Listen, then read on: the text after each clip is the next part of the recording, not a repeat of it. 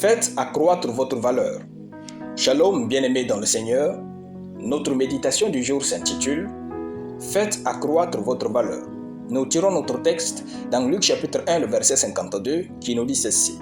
« Et Jésus croissait en sagesse, en stature et en grâce devant Dieu et devant les hommes. » Alléluia. Le meilleur moyen de vous faire valoir, c'est d'augmenter votre valeur personnelle. En fait, vous ne pourrez jamais atteindre votre destinée si vous ne développez pas votre valeur. Dans notre texte, Jésus, qui était conscient de sa destinée glorieuse, croissait en sagesse, en stature et en grâce devant Dieu et devant les hommes. Réalisez que si vous n'avez rien à proposer, personne n'a besoin de vous. Même à vos proches, vous n'êtes d'aucune utilité si vous ne pouvez ajouter une valeur à leur vie.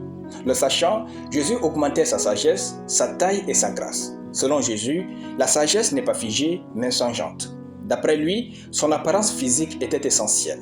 D'après Jésus, la grâce divine s'accroît. Il est donc important de fréquenter dans le but d'améliorer nos compétences et non pas uniquement pour obtenir des diplômes. Mettons en valeur notre apparence extérieure tout en sachant que la grâce divine augmente dans notre vie lorsque nous grandissons dans notre compréhension de Dieu. Faites donc accroître votre valeur. Dans cette vie, il existe la loi des valeurs. D'après cette loi, ce qui a de la valeur est payé cher et ce qui est vil est payé moins cher. Quelle est votre valeur? Si vous n'êtes pas riche à l'intérieur de vous, vous n'allez jamais posséder des richesses financières et matérielles. Si vous êtes un étudiant, il est préférable que votre bibliothèque soit plus importante que votre dressing. Pendant l'attente du temps divin, Jésus passait son temps avec les experts de la loi et s'occupait de la menuiserie pour subvenir à ses besoins. Et quand, enfin, Dieu a décidé qu'il se présente à Israël, Jésus a vécu une vie extraordinaire et a accompli sa mission en 3 ans. Si vous souhaitez mener une vie qui a du sens, il vous faut prendre conscience de votre valeur. Ensuite, faites-la accroître en lisant, en suivant des formations, en marchant avec Dieu et avec des hommes à succès.